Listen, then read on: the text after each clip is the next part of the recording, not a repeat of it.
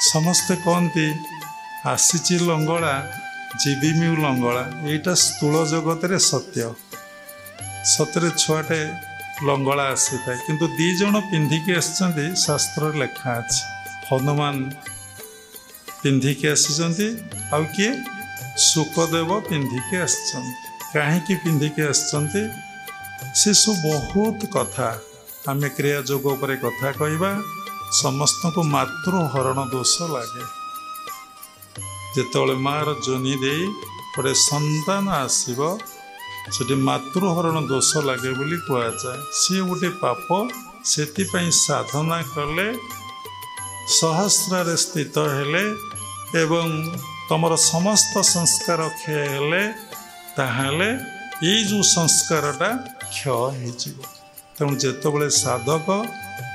संपूर्ण पर क्रिया को अभ्यास करिब एवं गुरुगत प्राण गुरु मुख हब सेति बळे तार समस्त संस्कार सहजटे पोड़ी पाउंस हो गीतार लेखा अच्छी कौन ना ज्ञानाग्नि सर्वकर्माणि भस्मसात कुरुते तथा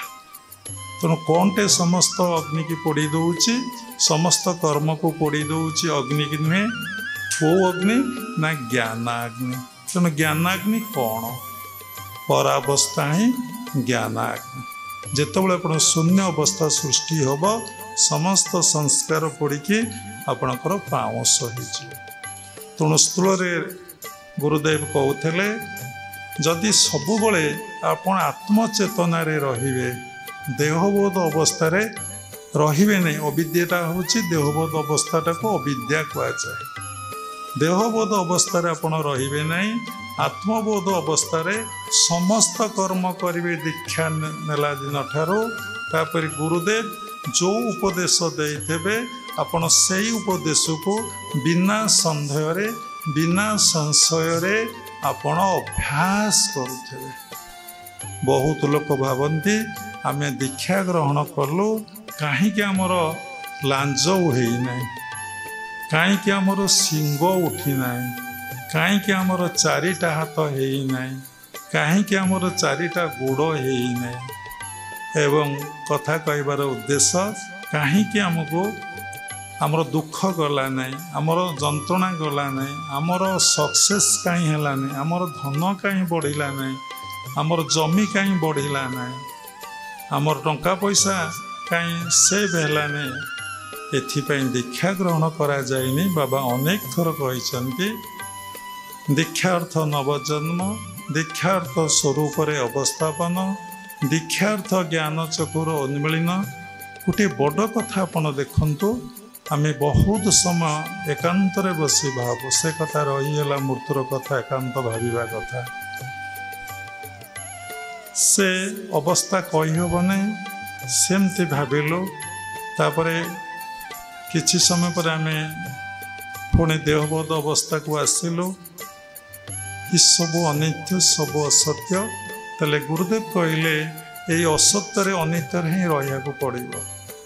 कारण मत्य मंडल देह बही देवता होइले मरई इटी जी आसी समस्ते जाइछन्ति काल समस्त को ग्रास करिछि भगवान श्रीकृष्ण आसिछन्ति रामचंद्र आसिछन्ति जाइछन्ति जिते अवतार पुरुष आसिछन्ति समस्त को विदाय नबाक पड़िछि एकमात्र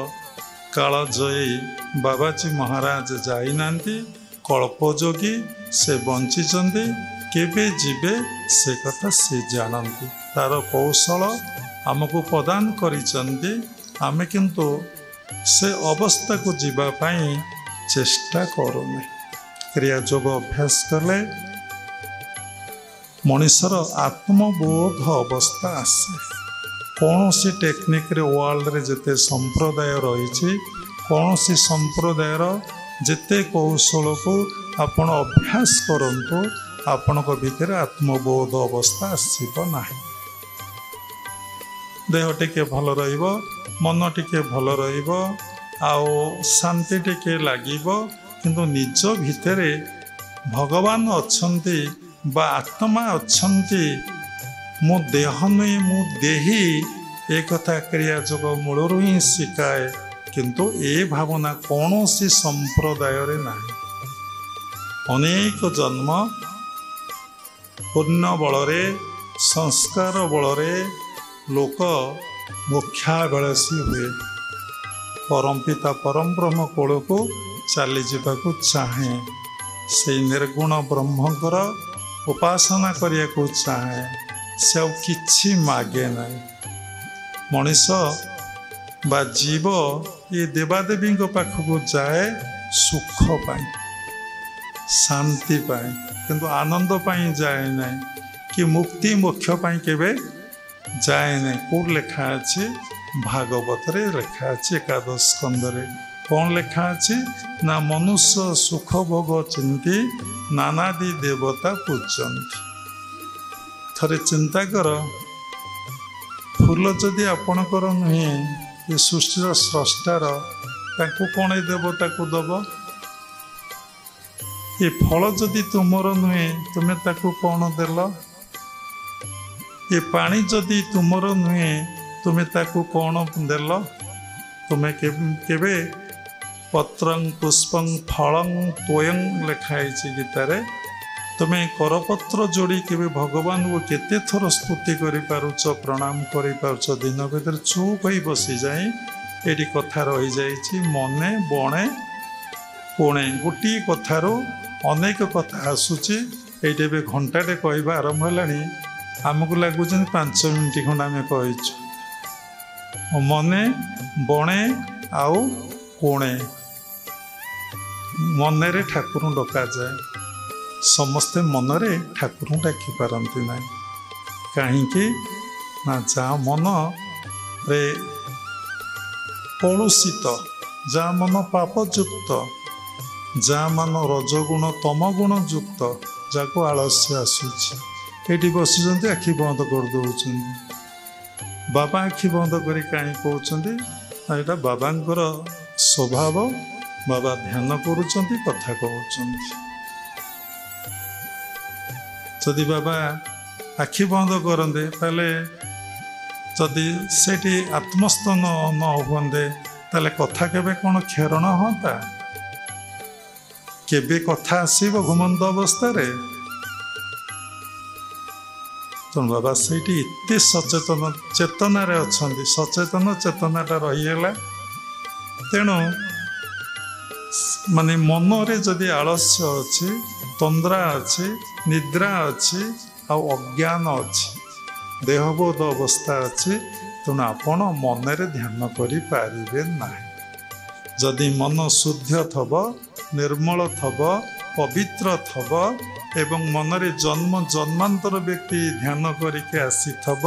से सोमठ बसीज मन बहिर्मुखी हम ना। ये शरीर गोटे क्षुद्र ब्रह्मांड स्मॉल यूनिवर्स ब्रह्मांड बोली बाबा कहले से निज भितरे सबू देखिया को चेष्टा करिवो तोर भितरे सबू अच्छी। पुराण पुरुष गोटे बढ़िया कथा लाइडी बाबा कह देह मध्यस्थ सर्वतीर्थ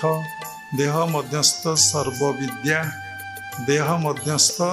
सबु किछि अच्छी बोली गोटे श्लोक से कही आमे देखुचे कि आमे बहिर्मुखी आमे बाहर को सब देखा चेष्टा करुचे बाहर को भ्रमण करने को चाहूचे मन आमको हरई दे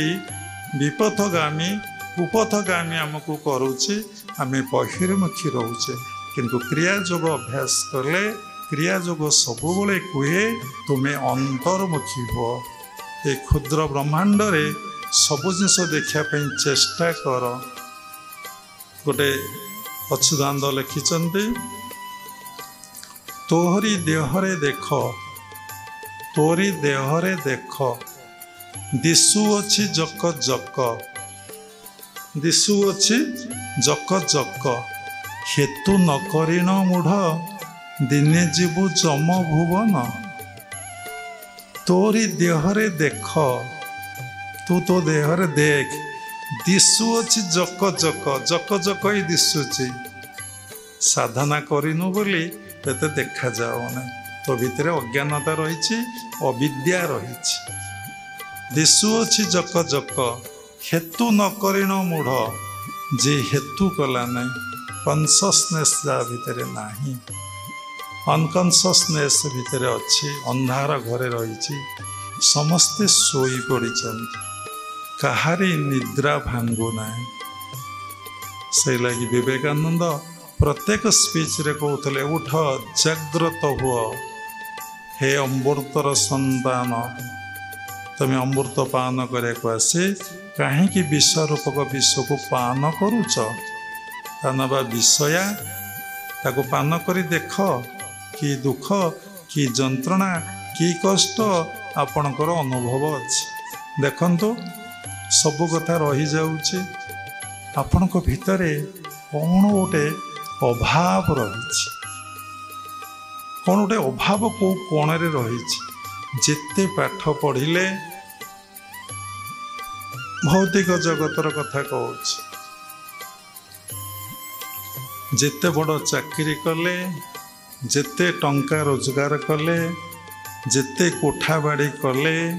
जेते सुना अलंकार भल ड्रेस पिंधिले जेते भल खाइले जेते बुलिले मनीष मन असंतुष्ट जमती गाई खाई चरिकी आसी थब पेट पूरा फुली थब अईठा पत्र देखले चाटिदब ताको माड़ी बस छेली जिते खाई आसी थब कौटे कौलिया पत्र देखले पागल कौन न कहे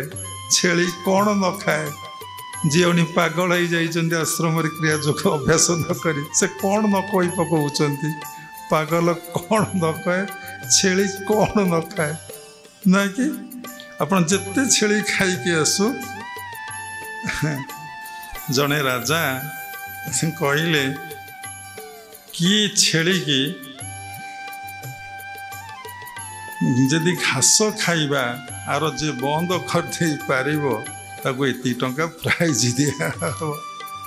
जेते लोग चेष्टा कले छेली खाई के आसला राजा पुणी जमी घास टे देखईदेवे राजसभा छेली माड़ी जेते छेली की कहले छेली की शिखेले छेली की बुझेले कौन सी प्रकार छेली आ परिवर्तन है ना समस्ते फेल माइले समस्ते प्राइज पाइले नहीं घर को गले कथा शिखबार अच्छी कथार कौन शिखा मिल आपण देखिए सौटू कौन है बाबा तो कथा प्रसंग में गप कहानी कह भल पाती नहीं सौटू जड़े लोक आसिले कहला महाराज मु छेली आसब ये घास देवे से जमा खाइब ना छेली चरिया को नेला जमती छेली घास खाइला माने छेली चोरिकी आसला ताको ये बाटे घास देखला छेली जमती से घास खाया बसला ता मुहे गोटे बाहर देला मसे काल बाड़ेला छेली जमती खाई सारा घास खाया बसीची ताको बाड़ेला कौन आ बाड़ेले छेली घास खाइब से घास चोरिकी आसी थब यदि से घास को राजा देखेबे से कौन आके खाइब बाड़ेला कौन मसे काल बाड़े जो छेली की सी परीक्षा कला जे छेली आ घास खाऊ ना कहला महाराज आज परीक्षा मु देवी ओडोरा राजसभा आइले छेली से उठा आसला ये आसला ये कि बाड़ीटा धरी बाड़ी न जमती से छेली की राजा घास देखले छेली कौन अनेला तलू देखले राजा कहले तुम्हें एथर सक्सेस तुम्हें प्राइज पाइब कथार कौन शिखिले ये मन हूँ छेली बुझीपार ये जिते खाइले जिते उपभोग कले आर परिसमाप्ति नाई पुणी देखले पुणी माड़ी बस देखुना गोटाए दिन में आपण मैंने केते गुटे विवाह भोजी आटेड कर मटन से चिकेन से चकुली पिठा ना कि से आमलेट कौन मु बापा जानी ना पिला दिन तो बाहर भोजी खाइनु आम भगवान से संस्कार ब्रेन भीतर था मिड ब्रेन रे आम खाइनु आपण मैंने खाऊँच ना आपण मैंने खाऊना कारण आप स्कूल ना लिखले पाठ पढ़ले छेली जमी माड खाऊँच कथा मध्यम आप माड खाऊँ सतरे भी बाड़ातु तो उठी जाइए नियम पुणी केस करदे पुणी असुविधा तेणु जदि मन को यही शासन आप बारंबार करेंगे ତାହେଲେ ମନ ଦେଖିଲା ଆଉ କେବେ ଖାଇବ ନାହିଁ। ତେଣୁ ଛେଳିଟା ଯେତେବେଳେ ଖାଇଲାନି, ପଶୁଟେ ମାଡ଼କୁ ଡରିଲା, ଯଦି ସାଧନା ରୂପକ ମାଡ଼ ଆପଣଙ୍କ ଭିତରେ ବାରମ୍ବାର ଦିଆଯିବ, ଏ ମନ ପ୍ରବୃତ୍ତି ମାର୍ଗରୁ ନିବୃତ୍ତି ମାର୍ଗକୁ ଚାଲିଯିବ।